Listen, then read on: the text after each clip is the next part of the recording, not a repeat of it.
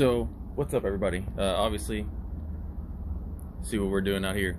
But want to thank one of the ladies I met for giving me the hat here, and just wanted to do a quick live video, give you a rundown of what went on today. So, we went to my voting place, and they tried to force us to wear a mask and tried to send us out of the voting place if we didn't wear one, and then they finally came to their senses with that one. That was over in Homewood. Then we went over to Troy Hill, where the streets were really narrow. My truck, obviously, big truck, was taking up a lot of the space. So one of the ladies who's working there asked me to pull it over some. So I pulled up a little bit on the curb, and I'll post a picture of the truck and how much of the curb I took up.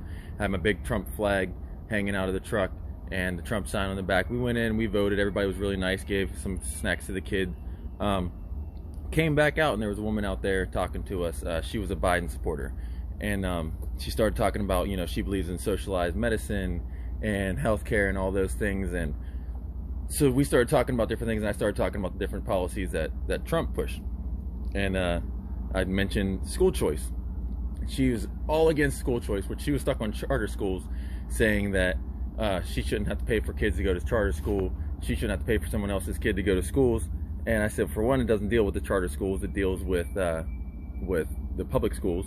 And kids should, you know, have better opportunities for better education, not based on the area that they're in. She's like, well, I don't see why my tax-paying money should go to their education. I said, well, why should my taxpayer money go to your health care?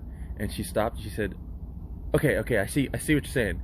But, and she moved on to the charter school thing for a while. So while we're having that discussion, this woman who walked by earlier when I was parking, who complained to my wife about me parking on the curb, she comes by with these two dogs, and she's standing in the middle of the street, and she's arguing with me. She's like, why are you all up on the curb? It's illegal to park on the curb. And so I'm like, you know, we didn't want to be in the middle of the street blocking traffic like you're doing while you're standing in the middle of the street.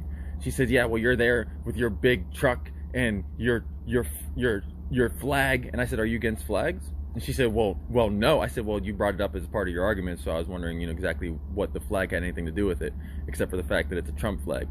So she finally leaves off, and me and the other lady have finished our discussion, Biden versus Trump, and then, you know, she was getting kind of aggressive.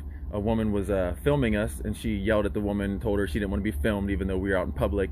And I told the lady she could film me if she wanted to, so I believe she filmed me, and I think she's going to send me the footage, so we'll post that once we get it.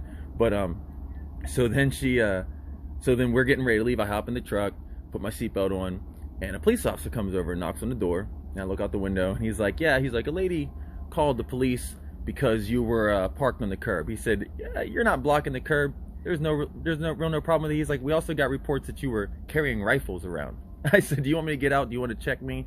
I have no rifle on me. He's like, yeah. He's like, as a matter of fact, he's like, I don't care if you do or not. It's your Second Amendment right to carry. He was like, so really?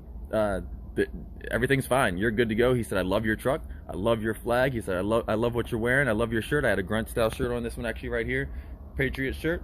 He said, yeah, keep doing what you're doing. So we chatted for a little bit, and then we pulled off. So just wanted to report that a snowflake had melted today, and yeah, probably going to be cloudy with a chance of more snow. So, but that's my report so far. Trump is winning a few states right now, and we're going to see what happens in Pennsylvania. Florida's pretty much calling it, but they're not technically calling it yet. But the governor and everything there says that it's pretty much a Trump state. So if we win Florida, that's a big deal. And then yeah, I'll be doing some videos throughout the night, probably for the most part, if not for sure tomorrow. And then don't forget, Saturday 11 a.m. I will be back with Liz live as a special guest on her show again, talking about everything going on this week, and hopefully having all the election results in and be covering that too. So Trump train, everybody, 2020.